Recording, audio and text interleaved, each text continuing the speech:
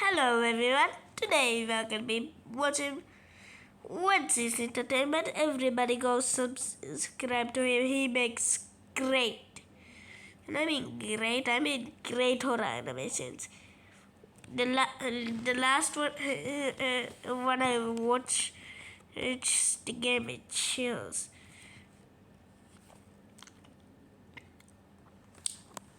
I'm watching a compilation right now, so no stopping until it ends.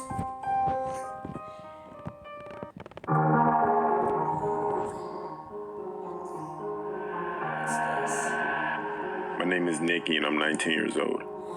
This past December, The return of the deep voice. Oh yes, yes, I love it. Oh, I love the deep voice.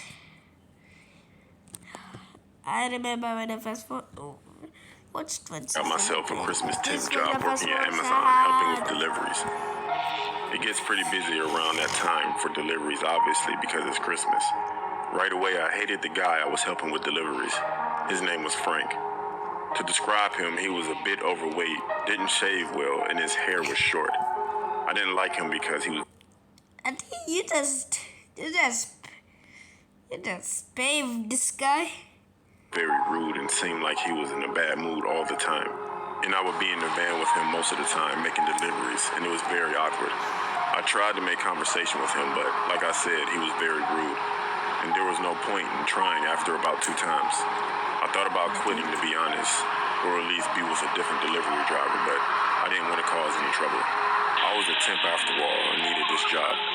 I thought Frank was really rude and socially awkward and not a nice person to be around, but I never thought he would harm me in any way. One evening after finishing deliveries, we were driving back to the Amazon warehouse. But people nowadays are insane. People used to eat people used to eat typods. Yeah. They need typods for views. Or at least that's where I thought we were going. Frank passed the turn where we always go to the warehouse. As I said before, we didn't really speak, so I wasn't about to question him. He would probably snap at me anyway. After he continued driving, the more obvious it was to me he was taking me to another place. And it wasn't the warehouse. I finally asked Frank where we were going. He didn't snap at me, surprisingly. Don't move. Frank then got out of the car and started walking up into the dirt road, disappearing into the dark of night. 10 minutes went by. I sat in the van by myself in the dark and had no idea where I was. My phone was in the warehouse in the locker, as we weren't allowed to have our phones during work hours, so I couldn't even go on my phone or use it as a light source. I needed to pee and couldn't hold it any longer, so I got out of the van and headed into the cornfield to do my business. After doing so, I started to walk back towards the van. In the near distance of the cornfield, I could see flashlights. Two, in fact. I found that really odd, as the whole area seemed to be abandoned. As I got closer to the van, I could hear a sort of heated argument going on between Frank and another man whose voice I couldn't recognize. I couldn't see him either. I heard the other man say, "Where is she? You said she was in the van." Frank then told the man that she was just in there, and she has to be around here somewhere. The other man said to Frank, "If we don't find her, you're a dead man." That's what those flashlights were. Those men were already out in the cornfield searching for me. I snuck off into the field, walking quickly, but as quietly as I could, the whole time crying and thinking I was about to die. After walking far enough, eventually leaving the cornfield, I ran down the side of a long dirt road. I have no idea for how long, but eventually I came across an old diner, which was still open, thank God. Then the manager called the police for me. After this incident, I quit my job. But this wasn't the end of it. About 2 weeks after quitting my job, I got a call from my boss who employed me. He told me that I was the last one to see Frank, as no one has seen him since.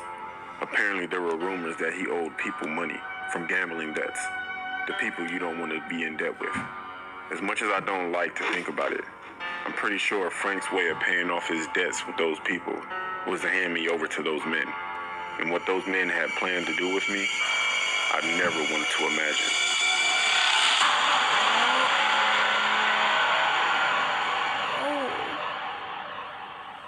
Dengan gonna kill you. Ooh, this. My cousin used to work at a police station, and this incident is about one of his colleagues' experiences. One day, he received a call from a gas station worker that he'd been robbed, and the robbery escaped shortly before he called the police. He asked the worker if he could describe the suspect, and to his surprise, he said that the person was in fact a woman with a white dress, and she has very long dark hair, and also she was beautiful, he said. At first, she came to ask for help because she got lost in the middle of the night. So I went to the office looking for my boss and told him what had happened.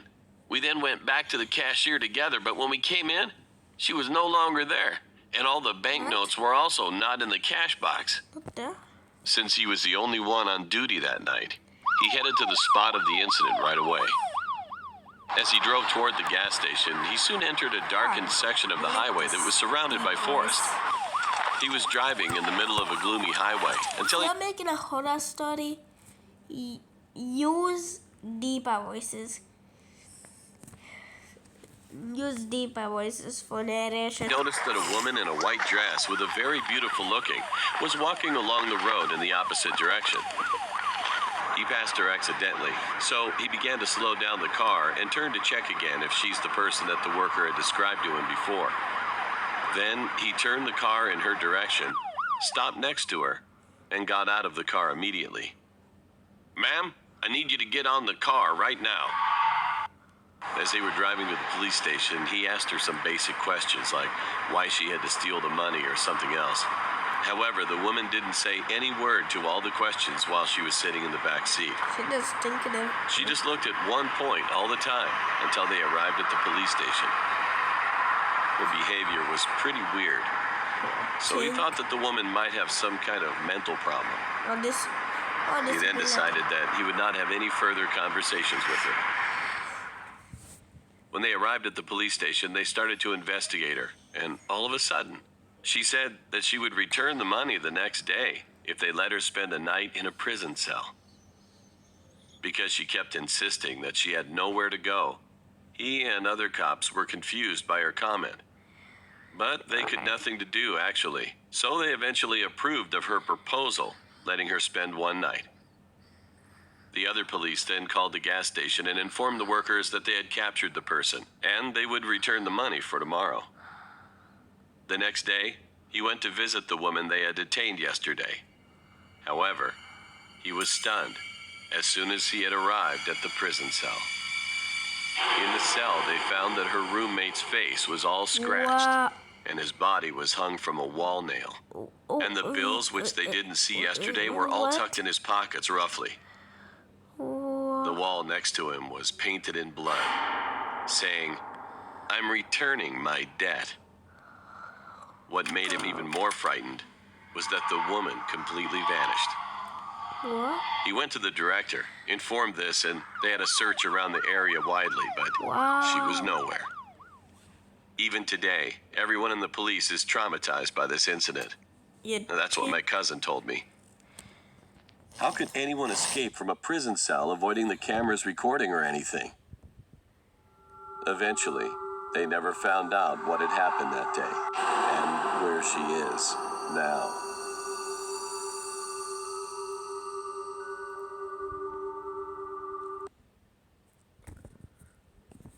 What just happened? I'm gonna need to upload this. I'm getting close to my limit.